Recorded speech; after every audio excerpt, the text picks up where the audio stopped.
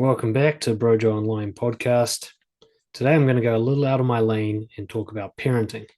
I'm not a parenting expert by any means, but I have been involved in the development of adults, and I've seen clear trends as to how they were parented and what that led to in terms of their confidence as adults. And as a result, I have some ideas on what would raise a kid to be a confident kid as opposed to what is likely to kill their confidence when they grow up. Now, some of you might be thinking, well, what is a confident kid? What does confidence even mean? And so we'll dial it back. I've got separate pieces of content on this. But for now, you can just look at confidence as being a number of factors.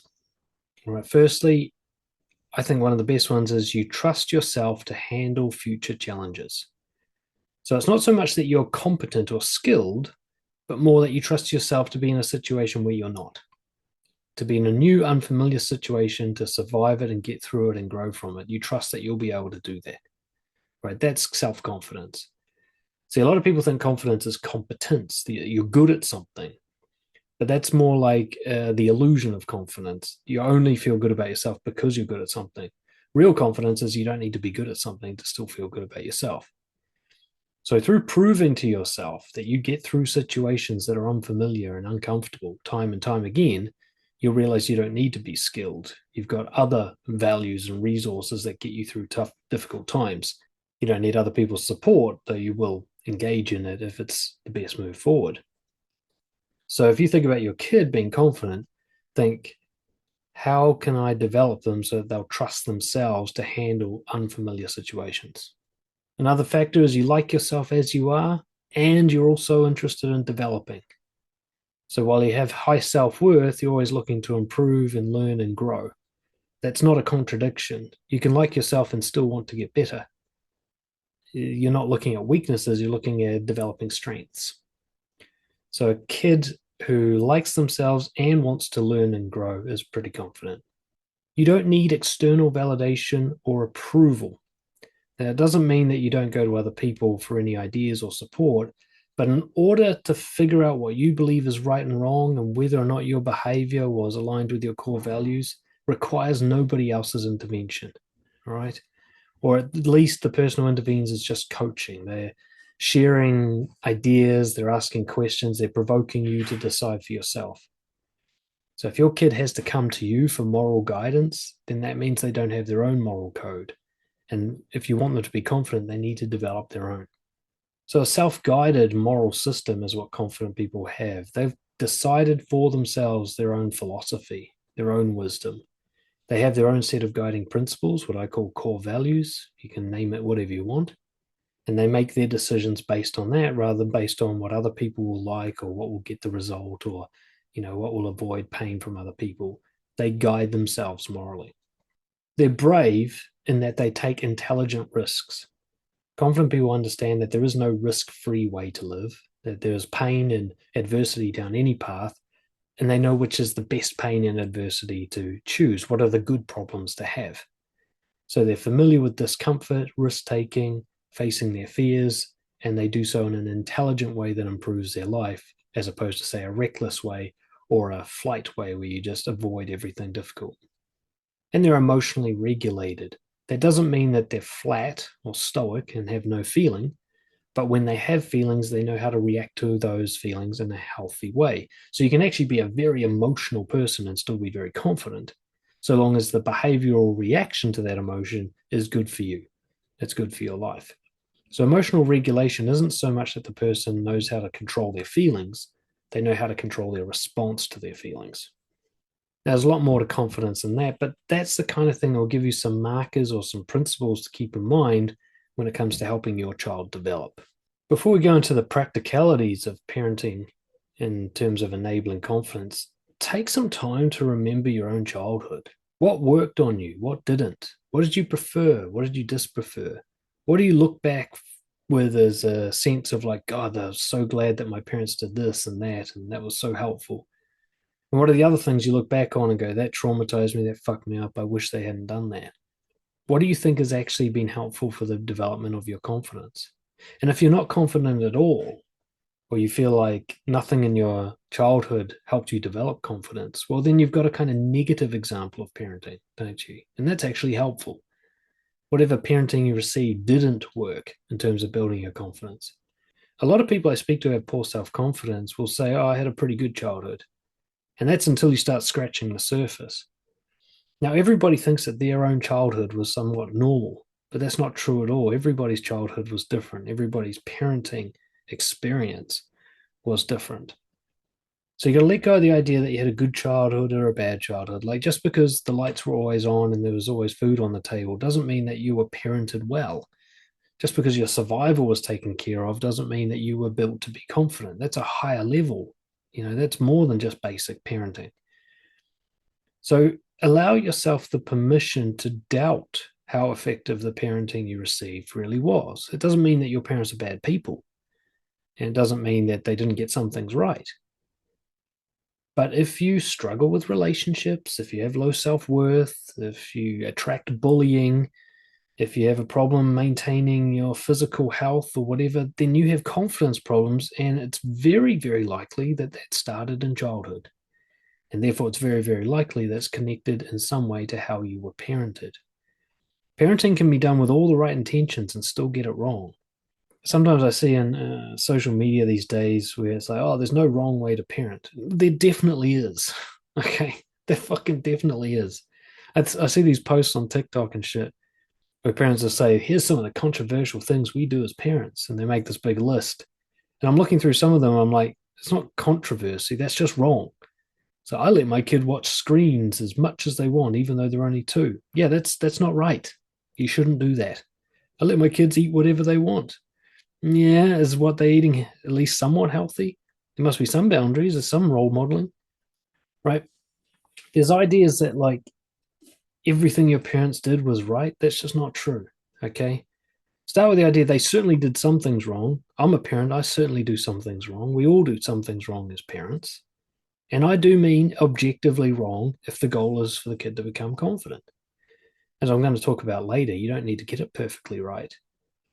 But if you have had confidence problems in your life, like significant ones, then parenting was almost certainly a part of it. Because if nothing else, you weren't raised to deal with whatever happened later in a way that prevented trauma. You might think that all the bad shit happened to you in high school. It's like, well, were you prepared for high school? Were you prepared for bullying in such a way that it didn't affect you? Or were you ripe and vulnerable to being hurt? In which case, something earlier wasn't done right. So, let's talk about what enables confidence and what kills confidence. Yet again, I'm going to emphasize that this is mostly an opinion piece. If you disagree with me, then just go do something else. But if you think I know what I'm talking about when it comes to enabling confidence in people and that I might be able to translate that into parenting techniques, then keep listening. Here are some of the things to keep in mind that will enable somebody to develop confident traits. Challenge them to solve their own problems with just gentle support on the side. So they're not alone doing it, but they are the leader and they are calling the shots and they are allowed to make their own mistakes and learn from those mistakes. All right. Whenever a kid comes to you with a problem, the first response should be to give it back to them, get them to try and solve it a little bit more before they come to you. I saw one was a great little parenting piece of wisdom I saw in some video where a mother was saying, like, once your kid does something by themselves once, never go backwards. So once they dress themselves for the first time, never dress them again. Once they tie up their shoes for the first time, never tie them up for them again. Once they put away their own dishes, they now put away their own dishes forever. This idea that you let them solve their own problem and then draw a line under that, they are now capable of that. Moving forward, I'm never going to do it for them again. Now, this doesn't mean that you don't support or encourage. It's always nuanced. If you get to a point where the kid's clearly lost it and they're not going to make any progress and they're just in the hole, then you might come in, but you still want to come in with the minimum possible intervention, just a little nudge so that they can get going on their own again. Right? You want them to feel like they are crushing life on their own as much as possible. Next, emotions are validated, but behavior has boundaries. So this is a bit of a balancing act. It's an art form, something that you'll probably be working on yourself as well as them. They can feel whatever they want to feel. There's no limit to that. But there are limits to how they're allowed to treat other people and property, how they're allowed to act. And then somewhere in the middle, this murky overlap is how they express emotion. All right. So kids being angry, totally allowed to be angry. Kicking up a screaming fit at the supermarket, not the healthiest way of expressing anger.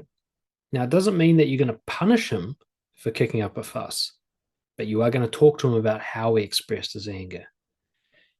This kind of conversation, like the emotion is fine, and how you expressed it, here's my feedback for that. Right? The expression is this compartmentalized, almost separate event, which is like, be angry as you like, be angry all day long. That's no problem at all. Kicking me in the supermarket, that's a problem. Next time you're angry, I prefer you did it like this. Or how do you think you could show me you're angry without kicking me or hurting me? And having this discussion where they learn to separate behavior from emotion, and this is emotional regulation. They don't have to stop the emotion from happening, but they slowly learn quickly to think, what's the best way to behave to show how I feel? Right? If your kid says, I'm sad, that's not a problem that needs to be solved. You think, did they express it in a healthy way? Yeah, okay, all right, be sad then. You want a hug? But if a kid is sad and expresses it by saying, I hate you, that's not so great, right? That's not actually a very accurate expression of sadness. And you can come to them and say, do you mean to say that you're sad? Okay, well, next time you can just say that you're sad. You don't have to say that you hate me because that hurts my feelings. You being sad is okay, but I don't like it when you say that you hate me if you don't. These are the kinds of conversations you can learn how to have to enable confidence in terms of emotions. Respect. Keep that word at the front of your mind. If you want to raise a confident kid, keep the word respect right there at all times. And a quick definition of respect is live and let live. Treat them like you want to be treated. Okay. Give them the same kind of freedom and autonomy and support and love that you wish you received. And that way, you're going to find this kind of balance. Give the kid credit that they might actually know what they're doing, that they might be wise in their own little amateurish way. And that even if they're not, they're going to learn from experience. So, therefore, there's very little intervention you need to have. Sadhguru, the Indian mystic, was talking about this. He was saying people think that they have children, as in that they create the child. But the way he sees it is the child actually just comes through you. You didn't create the child, you're just the vessel that delivered the child. And while it's a kind of spiritual way of looking at it, I like the idea of like, I didn't make this kid. It's not mine to control. It's more like the kid came to me and I've got to live with it and support it. Right? That's not the same as controlling it. It's not my kid. It's a kid who's with me. Right. And now I'm going to give them the respect that I would want as a kid, the kind of respect that would make me feel like I matter, that I'm important, that I am trusted, that I'm smart. What would I need from a parent to make me feel that way? Well, there's your guidance for parenting right there. Teaching them self-appraisal and self-measurement. This is a tricky one. A lot of kids will come to their parents for guidance and measurement. They'll say, did I do good? Is this right? Is this wrong? And the more you can give that back to them and force them to think for themselves and question them in a way that helps them figure it out for themselves, the quicker they'll design their own moral code, and that will build their confidence. So if they come to you and they say, like, what do you think of my picture? You say, well, what do you think of it? Right? Get them to appraise themselves at all times. Foster their passions, encourage their curiosity. Assume that deep down they know what's best for them in terms of their life path, that you're going to get signs, indications, vague hints as to where they should go that's best aligned for them.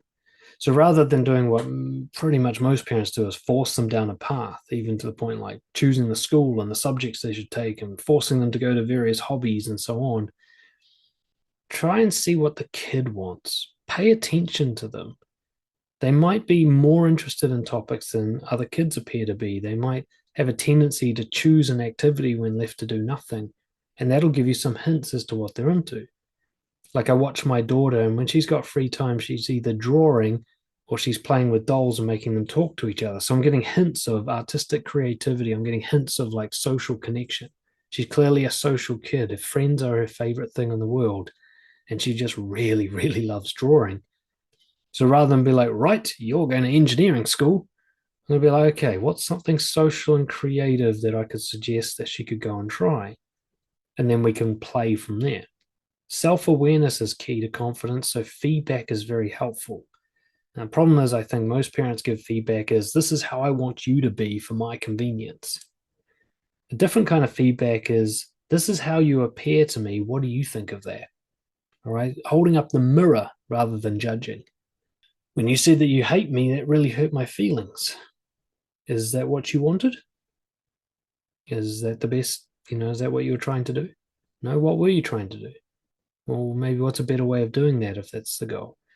These kind of questions when you say, like, this is the impact you've had on me. How do you feel about that?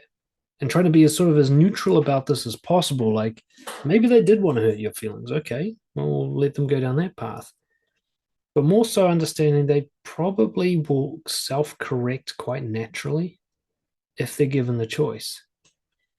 Another example, my daughter might not want to brush her teeth. And I can just say very calmly, it's okay.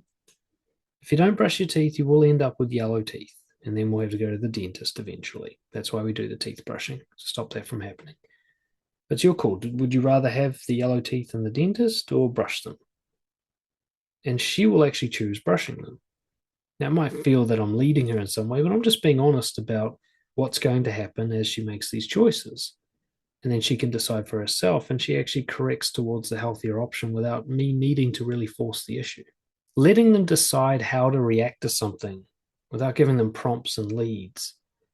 I saw this in an article about lighthouse parenting just this morning, actually, where a kid fell over and smacked his face on the ground. Then he looked to his mum to sort of see, like, how should I react to this?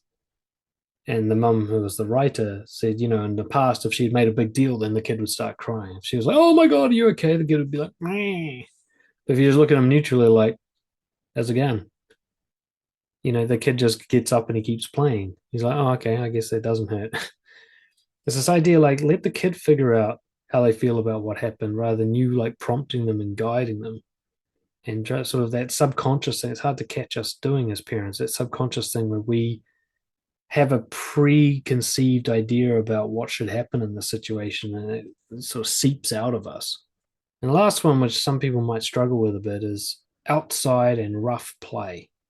Letting your kid get in touch with nature, letting them accumulate some superficial injuries, contact with real life things like wood and dirt and sunlight and water, letting them be the primates that they are. I mean, there's plenty of studies backing this up. If you keep them all sort of coddled and wearing shoes and inside all day, they are going to develop a kind of fragility that kids who play outside and climb trees and fall over and skin their knees don't have. So letting your kid be an animal to some extent is not only good for their confidence, but they'll sleep better too. So again, there's all sorts of other things you could probably do to help boost a kid's confidence. These are just some ideas to get you thinking. Are you a nice guy or people pleaser who wishes they were more assertive, more honest, and better respected by others? Since 2013, I've been helping people just like you discover their integrity and apply it courageously to build deep and meaningful connections, get respected by others, and become the confident person you've always wanted to be. Being able to speak your mind without worrying what other people will think or worrying that it's the right thing to say, and being able to assertively stand up for yourself and your loved ones. Imagine never feeling the need to apologize for who you are or what you want, and being able to live carefree without shame or the I'm not good enough story in your head. Imagine going to bed knowing that you courageously took every opportunity available to you and you've got no regrets because you always know what you should be doing in every situation. I'm so confident in my ability to help people like you unleash your highest level of self-worth that I give people a free coaching session to test what I'm doing. In this 1-hour session, we will uncover the biggest barrier to your confidence, whether it's an awareness problem, you don't know what you should be doing differently, or it's a courage problem, you know what you should be doing, but you find it too intimidating. I will guide you to make a breakthrough with your behavior to get through that barrier in a powerful way without feeling terrified and without destroying everything you love. I've had some people find this first session so powerful that I never hear from them again simply because they didn't need anything more after that. It launched them into the highest level of confidence that they've ever experienced. And if that's the result you get, I'm good with that. One client put it, this session was more valuable to me than 3 years of therapy combined. So if you're tired of trying to keep everybody happy, and you're sick of worrying what other people think of you, and you're concerned that your people pleasing and conflict avoidance is going to damage your relationships, then come and have a talk with me. Worst case scenario, you get to experience what it's like to talk with someone who actually understands what it's like to be you. I've lived the nice guy experience for decades. I know it inside and out. I know that pain. Case scenario, and very likely, you will have such a powerful insight into a behavioral change that you can make in the next 24 hours to significantly improve your confidence, relationships, and career. All I ask is that you be honest, open to change, and willing to try something new. Why wait another 10 years to discover confidence when you can do it today? Fill out the brief form below to apply for a trial coaching session. Do this quickly because there are limited spots each month, and then I'll get back to you to book in a time to talk.